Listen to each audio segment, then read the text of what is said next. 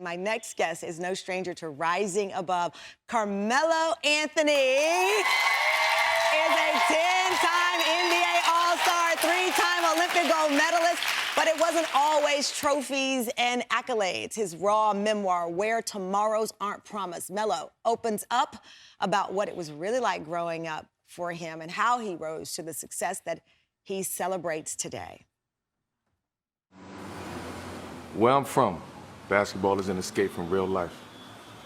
A close game in the fourth quarter wasn't a stressful situation, but walking home afterwards could be. This book isn't about basketball. It's about growing up in apartment 1C in Red Hook, Brooklyn, and how a community copes with life and death in West Baltimore.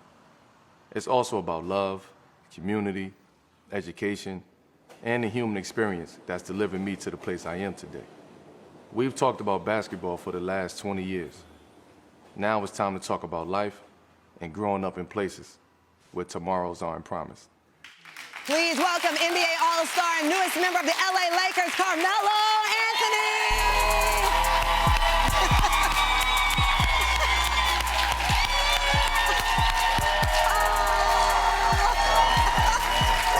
Thank you. Oh, thank you. Give it up, Carmelo. Welcome to the show. Thank you. Okay. I'm sorry. Listen, first of all, I didn't realize how small our furniture was until you sat down. I had to get real comfortable. They have me these little diminutive seats in here. This memoir is incredible. Thank you. Was there a moment where you said, I have to write this book? People need to know this story, and I can't hold it in anymore. Now. Now. The time was now. It was just more of me, like, doing some self-discovery and trying to figure out who I am as a man, as a person, as a father, as a friend, as a son.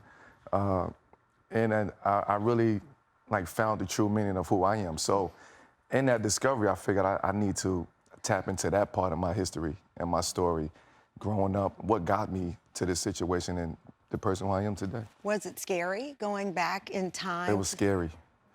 It was scary. It was fun. It was challenging. What was the frightening part about it?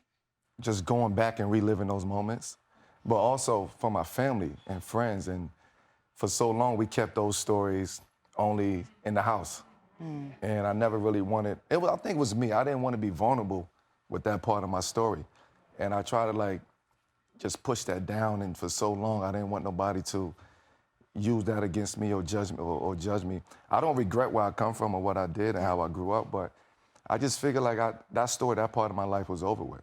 Do you feel like you're living the life you deserve now? I do now. I think I found the true, real meaning of why I'm living. What is that why meaning? I'm here. I think just to deliver these messages, right? And to continue to be that role model and just that voice for the people. I think for so long, a lot of people didn't want to be the voice of those environments. And so for me, I speak that language. I speak the ghetto language, even still now where I'm at in my career. Would you ever run for office? No. No? Because I feel some vibes here. You're like, I'm the voice of the people. I speak that language. You would never run for office? No, not at all. You're like, I don't want that smoke. I don't need that in my life. No. I'd rather just keep and continue to kind of just voice my opinion. And be the voice of my people as opposed to being on the opposite side of that where you can't really do as much as you want to do with the people. Well, I know you're the unofficial wine ambassador of the NBA. You're like a wine connoisseur. Yeah, a little bit. A little bit? And you got this podcast. Yes. Is there anything else on the bucket list that you want to achieve? A championship with the Lakers? A championship with the Lakers. Yes! A championship with the Lakers. That's at this point, that's the only thing that I feel like I need to accomplish. I done did it all, man. I said in the book, I done made it, you know, the minute that I walked across that stage in 2003 and they called my name for the draft. So everything else after that is a positive, is a plus for me. Well, you are positive and a plus to us. Likewise. Thank you so much Absolutely. for being on this show, and congratulations on this powerful book. I think if you know somebody, you can get this book for them. Every young person should read this book. Thank you for spending some of your birthday problem. with Thank me, you. Melo. Happy birthday, too. Oh, thank you. The podcast, What's in Your Glass? And I see that Melo bought a bottle of something for me, and I'll be having that later. Streaming on audio platforms, and you can pick up Carmelo Anthony's brilliant memoir, Where Tomorrows Aren't Promised, on bookshelves near you.